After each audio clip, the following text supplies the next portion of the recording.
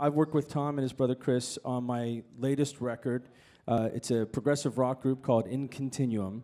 And Tom mixed one of the songs called Scavengers. And when he mixed it, he mixed a combination, which he often does, of analog and digital. So he would use some plugins and automation and things inside Pro Tools, and then he would mix it through his SSL console. But not everybody has an SSL console, and not every project he's working on may have one handy. You could work inside of the box as well. And so what we did for the NAMM show is we took his mix of my song Scavengers, and we did an inside-the-box version using only T-RackS, only IQ Multimedia plugins. So I'm going to turn it over to Tom here in a sec, and we'll get a deconstruction of the track. The track, just to get an idea, it's me on vocals. By the way, I have someone from my band here, Durga McBroom from Pink Floyd. Yeah, Durga. Vocalist. We'll be playing on Yes's Cruise to the Edge next week together. This is Marco Miniman on drums. Marco. So what we're hearing, we're actually hearing the session. This is the raw audio files that I've done and used only the T-RackS plugins. And they're awesome. They're great sounding plugins, very versatile, modeled after some of the greatest equipment in the world. And again, I can use any plugin I want, but I decided to use the T-RackS. And we're going to walk you through some of them. But first, we're going to listen to a little bit of Dave's song, Scavengers.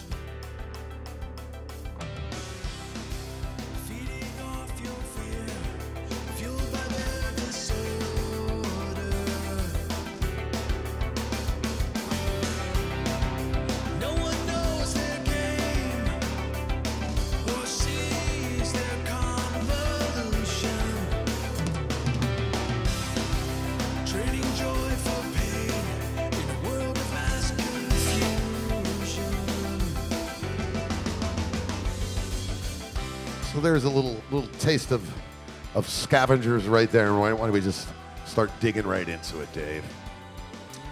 So of course, ooh, I like that. We get that nice delay. Well, let's go right to that nice delay, because T-RackS has this brilliant delay that we use. So pardon the glasses, because I just can't see anymore. So T-RackS offers this really cool delay that I used on Dave's vocal here. So we're going to go back to the first verse here and kind of solo Dave's vocal. We're going to put him nice and naked so everybody can hear. Scavengers will wait on every call. So of course we have on Dave's vocal, we're just going to go through the chain. Oh shit.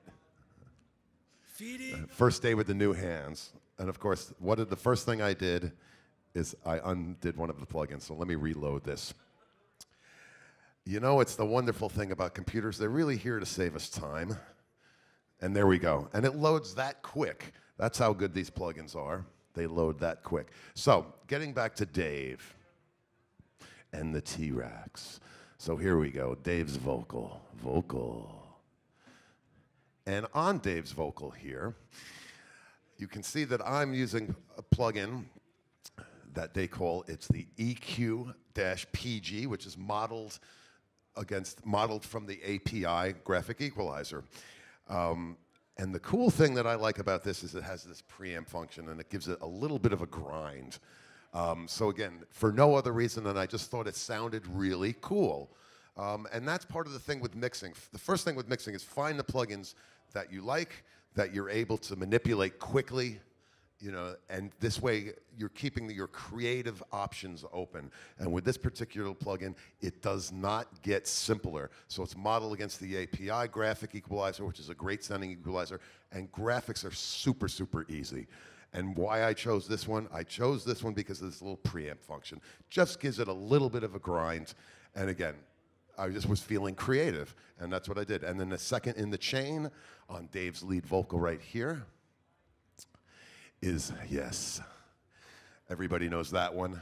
That would be the T-RackS Black 76, modeled from, everybody knows, the 1176. Very versatile. It is the sound of hits.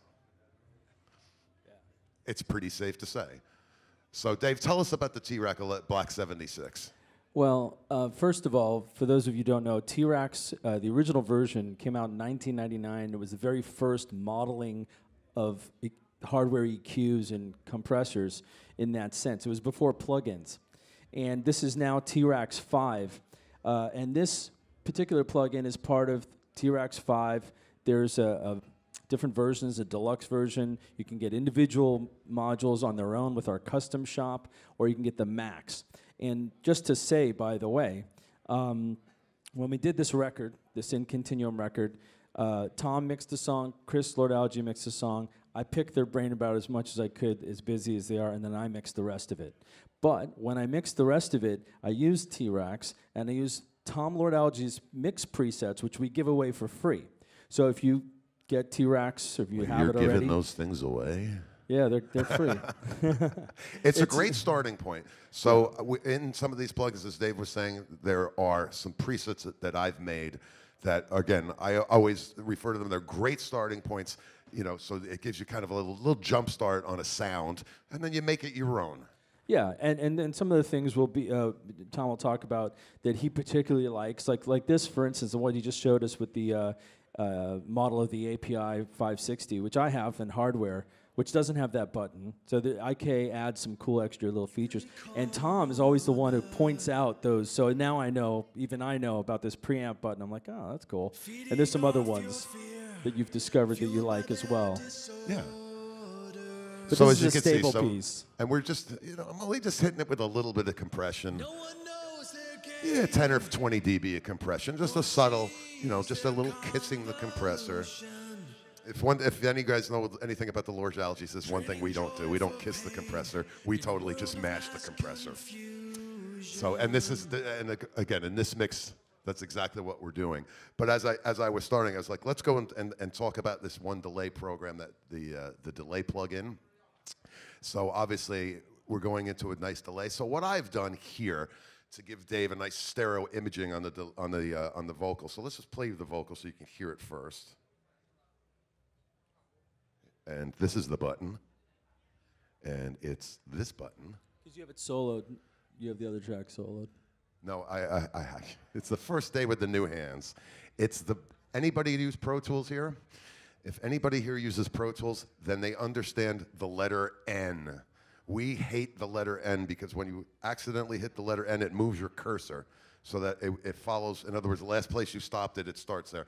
I hit the letter N, and it just kept. So now we hear the vocal. Scavengers will wait on every corner. So the first thing is you hear nice, deep, rich reverb. Feeding off nice compression on Dave's voice. There's nice air there. That again, the API clone is providing. The Black 76 doing the mashing on his voice. One knows but you hear the nice reverb and the nice delay. Their convolution. And I'm surprised, Dave, you're holding it together rather well in that we're soloing your vocal. Most singers would not want this to happen. I have to admit, there was some fear when he said we're going to be soloing my vocal, but sounds good to me. The one thing that I really like, so we have this delay, which I'm pulling up right now, which is the T-RackS tape echo. And again, this is modeled against the old faithful Echoplex. And what I've done with this particular thing is I've actually created two groups. One I pan to the left and one I pan to the right.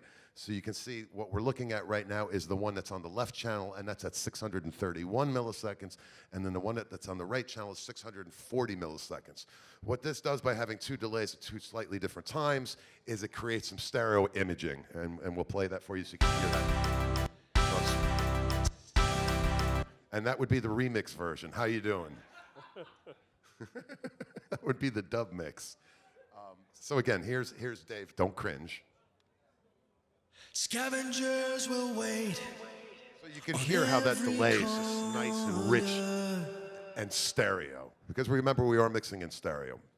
So by having the two slightly different delay times, gives it that nice stereo imaging. So, and then for those who are keeping track, you can also see that there's a plug-in after the delay. So let's take a look and see what I did there. Okay, this is one of my favorite plugins. This is the T-RackS British channel. Now this is the emulation of their SSL 4000 series. I happen to have an SSL 4000, and this particular plugin is spot on, and I love it. And what I'm using this plugin in this particular location for, I'm actually just using it as a filter. What I wanted to do was I wanted to thin out the delay so that the delay was just slightly different, maybe a little bit more mid-rangey than what your vocal actually was. So if you just look, I'm adding a little bit of top end, which would be right here. How you doing? You know, and again, for those of you that have that like myself that are blind, you can actually take the goo, come here, and make it bigger. Oh. And you don't even have to talk dirty to it. So again, this British channel, this is one of my what I call the meat and potatoes. So when I say, find the plugins that you can manipulate quickly, that make you be creative, and make them your own, this is one of them. Very versatile. And again, it's just, this is another one. This is the sound of hits. Yeah. I stole that from my brother. Yeah. You deserve it. Actually, I just want to chime in one quick, you know, as we were making presets and doing mixes and everything, you know, I've been to Tom's studio. Tom has a studio in Miami near IK's U.S. headquarters. And it just kind of occurred to me that this big, amazing console that I would love to have, an SSL, you know, 4000 vintage console, that plugin that just disappeared, the British channel, just that alone is worth the price of admission for T-RackS, in my opinion. I mean, you could put that on every channel, and it's like emulating, you know, and especially when you hear it from someone like Tom, who owns, you know, has made countless hit records on an SSL console, still has it, and says that this is spot on. There you go. I mean, how can you not have that? And personally, to be honest with you, I have every emulation, and so do you, actually, from every company, because when you mix records and stuff, you need to have them. But T-RackS in particular has some extra advantages. You don't have to use a dongle. You don't have to tie it to hardware. You can literally, and you can authorize it on all your machines without a hassle.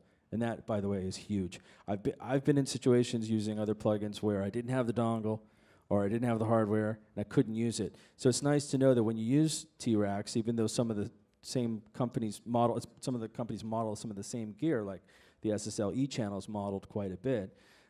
It's nice to know that if you have the British channel version with T-RackS, you can use it on any machine, all your machines, anytime, anywhere you go. So just say it's a valuable piece. Yeah, and for me when I travel, it's come in very handy where I'm at a place that doesn't have it, and I'm just able to go right onto the site, you know, download the authorization, and boom, I'm off to the races. It's just boom, quick and painless. Yeah. So again, back to the T-RackS British channel. So emulation of the Solid State Logic 4000 series channel strip, and this again particular one is spot on. It's a gem. So again, you have your equalization section, and what they've offered on this. So there's actually 3 different revs of equalization on the SSL 4000. So T-RackS offers you 2 of the most popular ones, and they're both E-series EQs. So you have the E-series black knob, which is what we're looking right there. And I'm just going to refer to them as the black knob or the brown knob, because if I start calling out numbers, you're all going to get confused. But this is the black knob, and this is the one that is probably the most famous of the SSL 4000 equalizers. It's really great for rock and roll. It's pretty much what everybody wants in their SSL 4000. They want the black knob E-series EQ, and that's what this one is. But if you hit the button here, where my cursor is, that loads the brown knob. And there's subtle differences between the two. And the great thing is you're able to just switch between the 2 of them and hear which one works best on that particular application with the EQ that you have in there right then.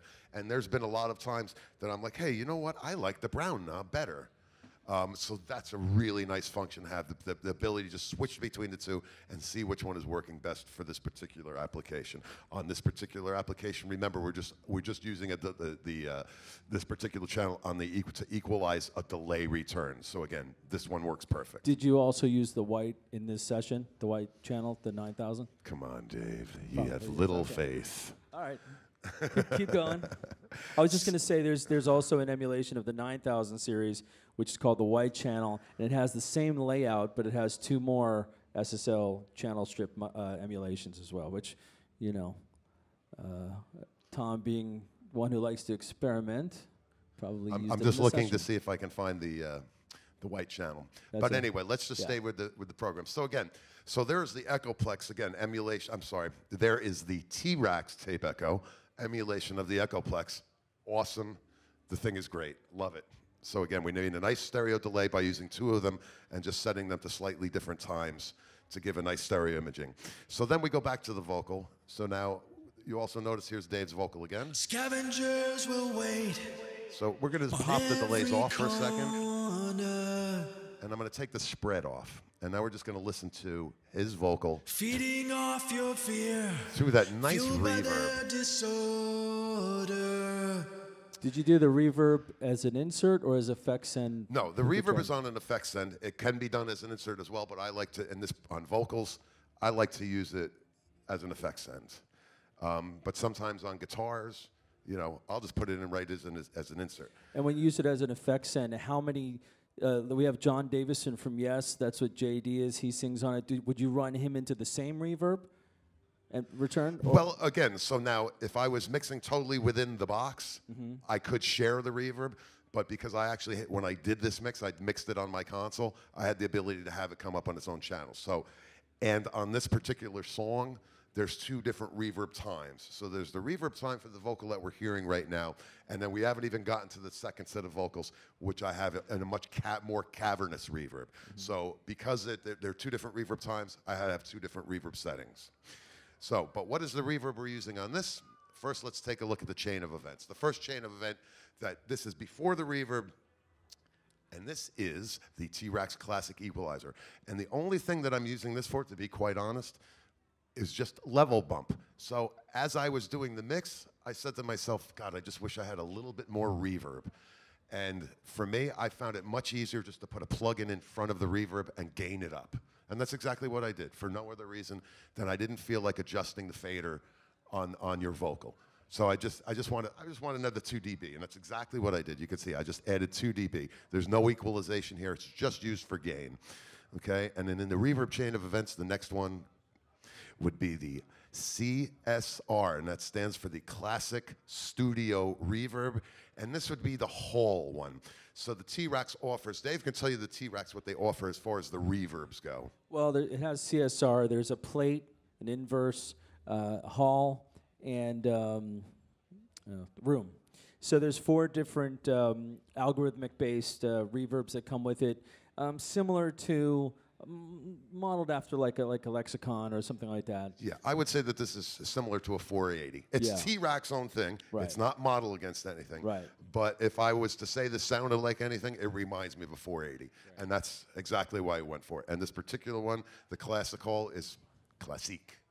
Nice. And it sounds pretty much, this is what pops up. So when you open this plugin, this is what pops up. It's pretty much like this, and then I just adjusted the time for what I was looking for. You know what I mean? And that's the great thing. What I love about the T-RackS reverbs is when they open up, generally the standard stock preset is actually pretty damn good. You know, so for us cats that are not very good with reverb, you know what I mean? I kind of rely on you guys to help me through it.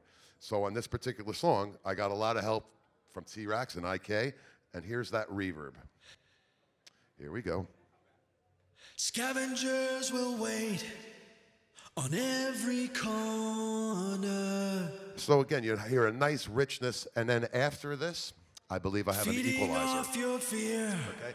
So again, it goes from the reverb into the T-RackS British channel, and again, for this one, all I'm doing is I'm just filtering out some of the bottom ends. So you can hear what it sounds like if I flip this out. Hold on 1 second. Trading joy for pain in a world of now you can hear the reverb's a little bit richer now, has more bottom end.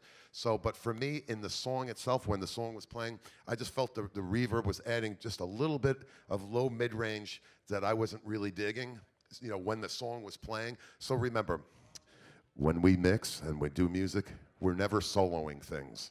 Nobody ever hears a song with just the vocal soloed like that. So generally how I do it is I hear how it reacts to all the music. So I love that reverb, but for my ear, it was just a tad on the thick side. So again, I just used the British channel and the filter, which is right over here. Hello, how are you doing? And you can see, I just filtered it out up to 200 cycles. So it just thins it out ever so slightly to make space in the rest of the track for the rest of the instruments. And it's worth noting, and you'll see this, by the way, if you download the free presets from Tom Lord-Alge, from Nick Davis, from Richard Cheeky, and other engineers, Dave Way, all free, you really learn a bit about how they do things, and you could sort of see why. We also have videos with on the IK YouTube channel where Tom talks about it in more detail. But one thing that I picked up from it, just seeing how he did the presets and doing the mixing, is that almost every instrument has this filter, or it's gone now, on the British channel, if it's being used, at least 80 hertz or 100 hertz, because there usually isn't anything you want in the mix that's that low. I mean, unless it's specifically a bass instrument or something. But you just clean up, just like Tom was saying with the reverb. Generally, yeah, so, I mean, again, you're exactly what you're saying. You're just a little one step ahead. But yeah, as we go through the session, you're going to be seeing a lot of the filtering. It's something that I do a lot of. There's a lot of times what people end up with problems in their mixes is the mixes get a little clogged in the low mid-range area, and there's a lot of information that's not necessarily has to be there. So again, I try to take the parts that are important, carve them out so that they're taking up the right space in the mix, and they're not taking up the wrong space, like adding cloudiness or something like that. So as we go through some of the guitar channels and some of the other instruments in the track, you'll see that I've kind of carved them out a little bit. But just finishing up with this lead vocal here. So now I've discussed why I've done this. Now hear how it sounds in the track. Scavengers will wait on every corner,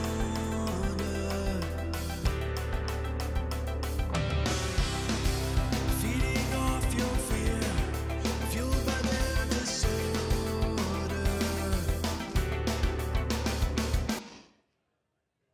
No one knows their game.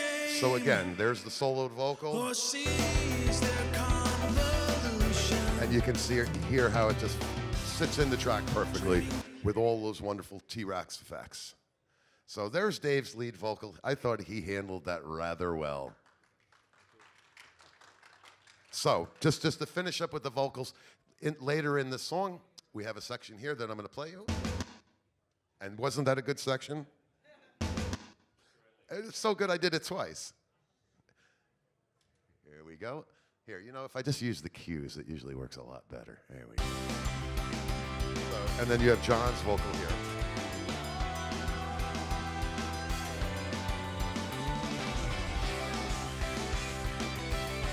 You hold the key. So again, this was when Dave brought up earlier about sharing the reverb. This is the other vocal that happens. This section happens twice in the song. And the reason why I didn't share the reverb that I used on Dave's verse vocal is because this vocal I wanted to be a little bit more cavernous. I wanted it to give the impression of depth. So I'm just going to go down to the second section of the song, which I call the break, or it's close to the outro, which is right here. And again, on this, we're going through the same chain of events as far as the delay goes. It's actually the same channel. I just duplicated the delay. But when we get down to the reverb, you can hear it's a lot longer. And again, it's the same, literally the same chain of events, but I changed the reverb time on the vocal. So again, we use the classic call, but on this one, I'm using a 7-second reverb, as opposed to the other one, which I believe I was only using like a 1.5 seconds or 2 seconds. And then you filtered it with the SSL model. Yeah, and I guarantee you it's probably the same. So when I got to mixing that part of the vocal, I like the treatment I was doing to your vocal. So I pretty much just duplicated that chain of events, put it on those vocals, and then in my head heard, God, it would probably sound a lot better if I made it a bit more cavernous. And again, it was just simple enough because I had this whole chain of events with that nice EQ, and I literally just went up to the reverb time, which is right here. How you doing? Yeah. See, you shake it and it gets bigger. I go up to that reverb time, and again, I made it to what I felt worked for that section. And if I'm not mistaken, I'd have to look at the mix window. I may also be sending the delay signal into the reverb, which is another trick that I usually do. So again, and on these other vocals, let's see what we're going to, because I'm certain I did something different. Right, so on this vocal, this is another great plugin that I like, which is the T-RackS EQ81. emulation of the Neve 1081. Reason I like this particular one, I've always been a fan of the Neve 4-band equalizer. The 1073s are awesome. They have a great sound, but I always like to have a little bit more control over the frequencies that I select. And again, with the 1081 or with the EQ81, it gives me that chance to have that. So again, it's a great emulation of the Neve, and it also gives you the opportunity to use it in a, like if you want to come up with a distortion effect, you know, you can use the mic input and kind of grind it, and it distorts really, really nice. So again, on this you can see, on the equalizer here, what are we doing? We're just, well, we're subtle. It's a subtle EQ. So we're adding 10 dB at 6.8K. Just subtle, just little tiny increments of EQ. Okay, we're gouging it. Yes, no, we're gouging it. But that's what you have to do. I mean, look, there's, you know, anybody that says, oh, you should only add EQ and a couple of dB here and a couple of dB here hasn't mixed a fucking record. Excuse my French. Pardon moi. And then from the EQ81, let's see what we're going into. And I know this should be a good one. And we're going into, Nice. So again, the one thing, I always like to kind of step out of my comfort zone every once in a while. I've never been a Fairchild guy. I'll never admit that I was. But this particular one, easy peasy, steak and cheesy. So again, this is the T-RackS vintage compressor emulation of The Fairchild, right. 670. And it was just one of those things. I put it on this vocal, and it was instantaneous. I'm like, that's the sound I want. And sometimes you get lucky, and I got lucky on this one. But I've never, for some reason, I've never had luck with it. My brother Chris just loves this damn plug-in, and he loves the compressor. And I just never had luck with it until this one. The real one in hardware costs, I think, like $30,000. Yeah, some ludicrous amount of money. Yeah, no. I think this one is, how much is this one? It comes in the bundle. This? Yeah. 99? Yeah, it's even awesome. less. So again, so for me, I was really happy that I was able to use it and get the sound that I was looking for. And again, I pretty much just started with whatever it loaded as, and again, just put some spank on it. So here, let's see how much compression. You know, again, just subtle. You know, and again, so in my mixing, in the way that I mix, again, I try to let the plug-in do most of the work. So remember, this is a session that I've created that came off of my console. So normally all my faders are at 0, but you can see on this, some of them are at -8, some might be at -6. So obviously I had to bring the levels down in order to mix this in the box. But you can see the plug-in does the work. So the plug-in does the gain reduction, and then I adjust the output to where I want it to be so that my fader will be at a level that I can remember. You know, so which is normally 0, and then I just bring up the gain to get it to where I want it. So yeah, so that is the T-RackS vintage compression emulation of the Fairchild. Again, another really excellent plugin. So I know that none of you guys want to see any of the drum stuff, so we'll just skip all the drums. Go ahead. No, good. All right, so let's go up to the top. So I can tell you that on this particular track, there are some tricks that I did that T-RackS doesn't have the plug-in for, and so those were committed, and basically they're just gate programs, so they allow me to control the leakage coming into the microphones. So the gate programs have been committed, but again, on this one, Dave gave me Marco Miniman, who did just an amazing job of playing, so I had a really good sound to begin with. So again, I didn't have to really dig in too hard, which is I always like, because it's, you know, he's such a great drummer. So again, you know, on the bass drum on this one, I can tell you right away, it's the British channel, and it is the British channel.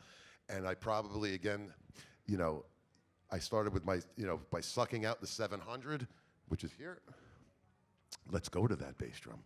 So if we sold that bass drum, now's when the stuff gets really interesting. So here's the beginning of it. So there's what the bass drum sounded like before I did any work to it. So again, what we had to do is we had to take out that boxiness in the 700, you know, and basically what I want the thing to do is have a nice click and a nice bottom end. So this British channel is awesome for that. So I like to do it on when you hit this peak button. This actually would be called the bell on the SSL. So that gives a bell curve as opposed to a shelving curve, which this normally would have. And you can see I just have it. I have it belled, at 50 cycles. Adding 7 dB of that. Adding a nice top end there at 5.2 and a little mid range at 1. The one thing that's great about this particular plugin is a feature that I wish the SSL had and it doesn't, and it is unique to the T-RackS only. No other plugin that emulates the SSL has this, and that is the hard button. We should all have hard buttons. And this does exactly what it says it does. It just makes the compressor on this channel a little bit more aggressive. So again, if I pop that out, here, let's go back a second. Right? It still sounds good, but when I put it in, it just makes it just a touch more aggressive. So it's good on bass drums, snare drums, and tom-toms. And again, on a vocal, if you want a vocal to be really good. So that is a feature unique only to this T-RackS British channel. And as we move down in the drum set, man, those guys are having a party over there. My apologies for bending over and not looking at you guys. So here we go with the white channel. So this is the T-RackS white channel. This would be, oh, how you doing? Yeah, I'm in the dark? Oh, okay. So this would be the T-RackS white channel. This is an emulation of the Solid State Logic 9000 series. Am I correct in that, Dave? Yes. So again, because they gave me, this recording was actually, Marco did the recording. Tell me about the recording. Well, it's kind of funny because I've worked with doing sample libraries. I have a company called Sonic Reality, and I've worked with a lot of top engineers and producers, Hugh Padgham, Ken Scott, many, Alan Parsons. And as I've worked with them, I've assembled a mic collection that's just, I could do every kind of record, and mic pre's, I've got an Abbey Road rig and emulation. I've got all that stuff in hardware because you still do need hardware mic pre's to get it in there, and mics. But I rarely get to use them because I'm, working with musicians, specific musicians like Marco Miniman, Nick DiVirgilio, who lives up near Sweetwater, and it's just much more convenient for them to record themselves where they are and they send it in. So I have a studio in Miami where they can record. Sometimes with my own band, with Derek, I get to record. But anyway, Marco had his own setup. I believe he had the UA mic pre's, and he just has his own rig with his own taste and everything, but it's in his room and it's to his liking, and that's really important too when a drummer does that and they know how they want their drums to sound. I produced a record with Gavin Harrison from Porcupine Tree, and that was the same thing. He sent the tracks as like, this is how I like it. In fact, he sent his tracks. It was for an album called Chalk Lines by Lo-Fi Resistance. He sent stereo tracks, and we had to work with his stereo tracks. Marco sends me full multi-tracks, which is a little more flexible, obviously. And yeah, and they sound great out of the box. Although actually Marco himself sends me like a rough mix, and his rough mix sounds great. So I'm like, how did he do it? But anyway, and he uses all sorts of different things. But I gave this track to Tom raw. Although I will say this, sometimes as I'm working on a song, I'll do a submix or I'll have a temp track that just ends up sounding good. So it didn't happen with the drums, but actually there was a keyboard part, and I didn't even know this had happened, where the piano and the pad or something were together. And Tom was like, you do know that you didn't give me the individual tracks for this. I'm like, oh, really? I'm like, I forgot about that. But this happens. It worked. Yeah. And the balance that you sent me worked, and I totally was cool with it. But I was like, you sent me just a comp track of the keyboards. But yeah, it worked. And that happens sometimes. It happens sometimes, and you deal with it, and that's what we do. So again, but Marco sent a great recording of the drums, and you can see I'm really not doing that much to it. So I'm going to just play a little section here. For some reason, I have it grouped, but when I try to solo the group, it's not soloing the group, so I had to go through while Dave was talking and solo each individual instrument of the drum set. But here's the whole drum set.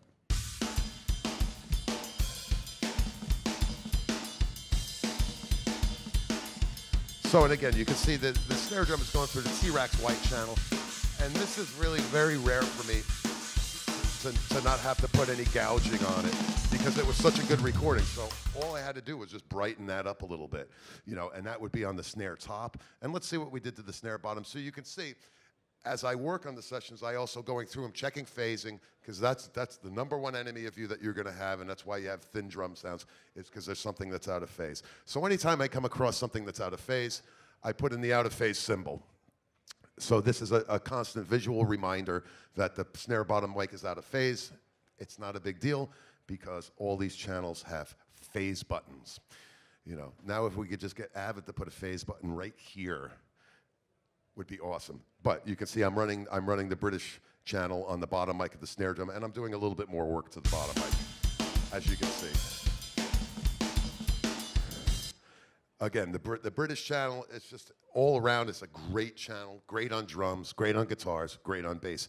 And we're gonna go through some of these other instruments, and you're gonna see how much of it that I'm using. So there's the drum set. I can go through the whole rest of the drum set, but I can see that we're eating up a lot of time on just the drums, so I'm gonna move down the track here. So Dave's gonna talk for a second while I just unsolo this. What's the command to unsolo everything? Option and then hit one of the solo things and they're all gone. Thank you. Thank you, Dave. By the way, on that front, it's So kind of one interesting. of the real quick, because one of the tricks that I like to do is on the bass, and this is a good song to show it off on.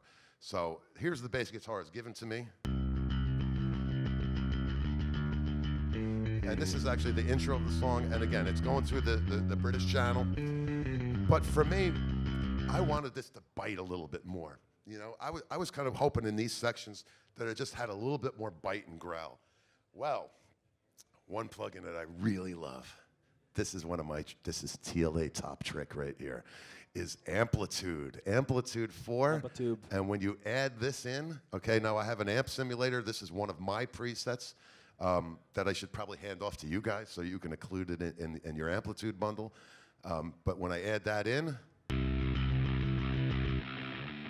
you know, it sounds pretty nasty on its own. Okay, so now let's hear it in the track. So I'm gonna scroll just a little bit before that spot and play it in the track. And again, here we go. For my ear, it just makes the bass bite a little bit harder. And that's what I was looking to do. I love this plugin. I love this plugin. I love this plugin. Not only is it great on bass distortion, it's great on guitar distortion, it's great on vocal distortion, and try it on a snare drum. It's pretty damn cool. It also gives you the ability to use the stomp pedals, which I use all the time. I love the Fender Spring Reverb. I do that all the time. Love it. Absolutely love it. This is one of my secret weapons. It truly is. And after the amplitude, I can see that we have something there. Let's see what it is. Could it be the British channel? It is the British channel. And again, so I let the plugin do the work, so there's a little EQ, a little gain there. So there's one of the TLA tricks for that. Now there's no high pass filter on the bass. Do you ever use it on the bass, or do you like to just keep it? Well, no. So remember, well, let's see what we have. Let's actually look at the bass. Yeah, neither of them have it. No, didn't. I mean, would you though? What I would use is the low pass. You know, a lot of times I would take the Give it low some of pass the to get highs? rid of some of the noise in the top. Yeah. Because sometimes I'm adding a lot of mid-range, and on this one I'm adding a good amount of mid-range. But that's what I would do. But low pass, it depends. I mean, unless there's like rumble or something like that, we pretty much want that bottom end. Right. We're gonna want that bottom end. I could probably use a high pass on me. Anyway, crickets. Crickets. So you can also see in this session that I've frozen some channels. So these whole intro guitars, we had to freeze some of these channels because this is a big session. It's a big session, and it's a hog. So to get this whole session to play, I did have to freeze some of them. So I'm just going to unfreeze a couple of guitars, and we'll real quick go through some of the guitar stuff.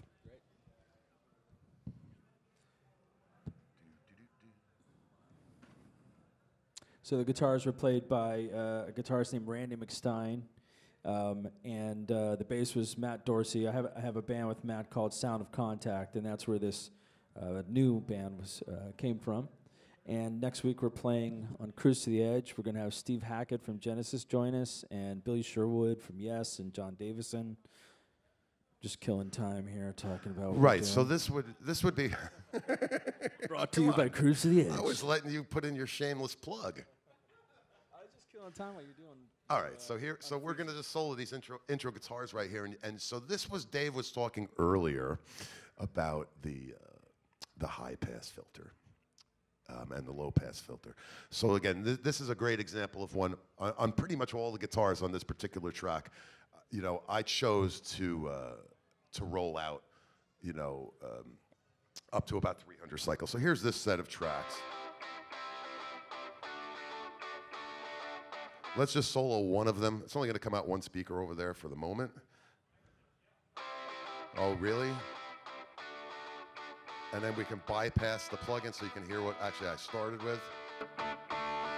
Of course, it's going to be louder because my plugin is doing the work. But again, remember that we're never listening to we're never listening to these tracks soloed. We're always listening to how they react with the rest of the music. And the way that sounded originally was just a little bit too woolly and not bitey enough. So again, what did I do? I rolled out the top end and compressed the living crap out of it. Okay, and on guitars and stuff like this, I like to use the fast attack of the British channel. Again, it just shaves some of the transients off. And again, as you can also see, I am EQing into the compressor.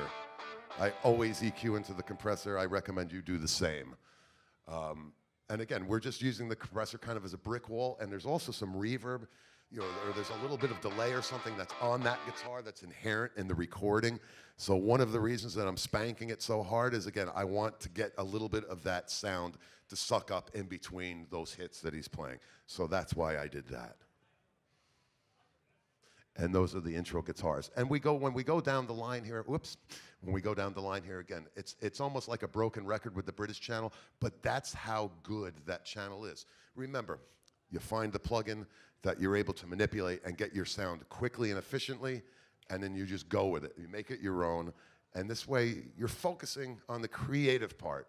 So these plugins really help me to do that. So when you see me going down the line and you're seeing the same plugin, it's because that plugin is that damn good, you know, and it allows me the creative and the flexibility to be creative.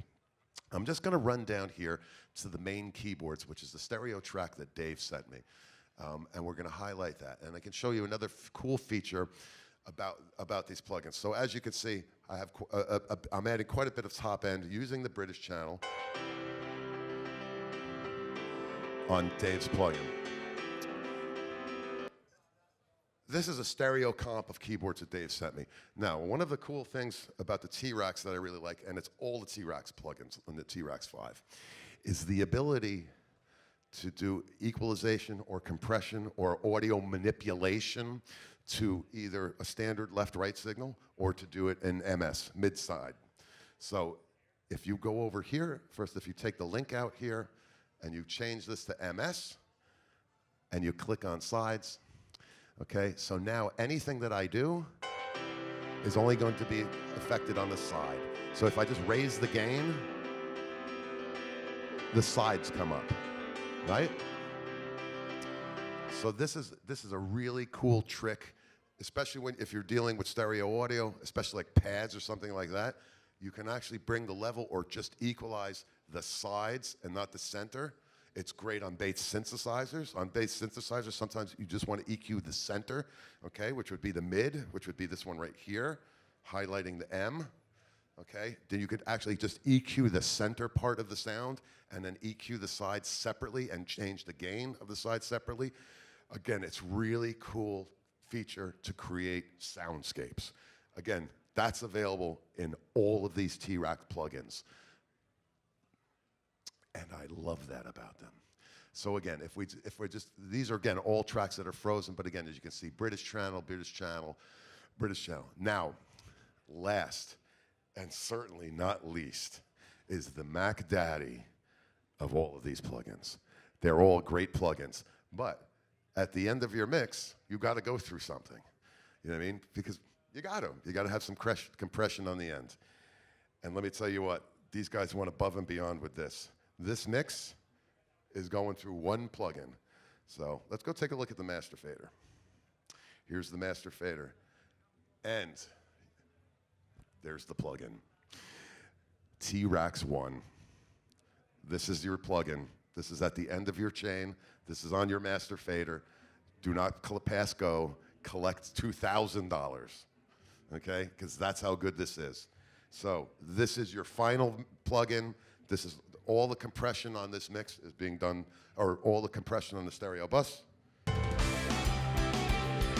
is being done by the one. So even though that this thing is designed for mastering, fuck it, I'm mastering it. So it gives you the ability to control the top end, mid-range, the bottom ends, and my favorite, oh come on, just play, the width. Here we go, let's make it a little wider sounding. We're getting wider, you can hear that? And then for those people that like mono, but who know we don't like mono, there we go. Okay, now if I wanted to make the mix a little spikier, I just turn the transient up. Stop doing that. Oh, I see why it's doing that. Because that's what I have highlighted. It's doing what I'm telling it to do. So again, you can either add transient, make it a little spikier. That's a little too spiky. Or reduce the transients. Okay? And then it has this download button. Again, it just adds a nice little bottom end warmth. And you can see I use that one very subtly. And then the same with the bass punch. Okay, so this is kind of after the chain of events, and this is before the chain of events. Okay, so this would be your compression. This would be kind of like your threshold, the push, and then the volume would be the makeup. And let me tell you what, you want to get your mix loud? Put this plugin on there. This makes your mix so freaking loud. So I love this plugin. I can't say enough good things about it. So, and again, this comes with the T-RackS bundle.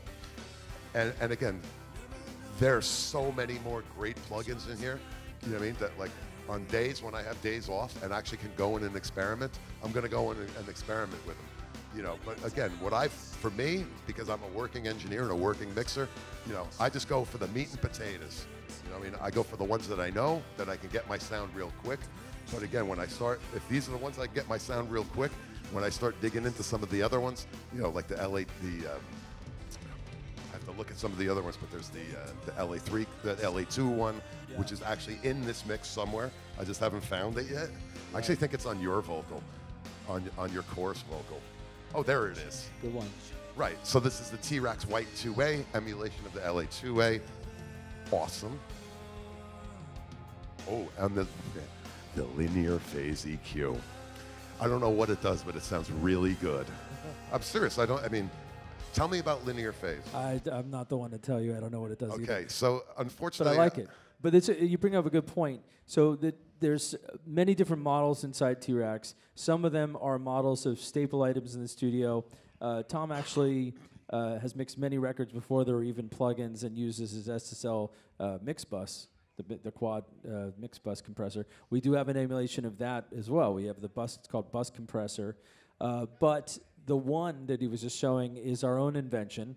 And there's various plugins inside T-RackS that are not emulations of specific hardware. They just have really cool features for mixing, mastering. That's right. And it's so you encourage people to experiment, even if you don't know what it's for. Yeah, or what well, it means. Brick wall limiters and all I know is I linear put this phase thing in EQ. and it sounds awesome. You know, Right. I couldn't tell you what linear phase EQ does.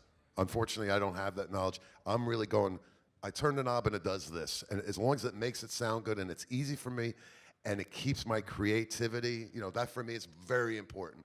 It needs to jack me off. I need to be feeling creative. I can't be bogged down in technical nonsense. Beep. And also, you had mentioned earlier at the very beginning that you like the simplicity of the graphic EQ that's modeled after the API graphic.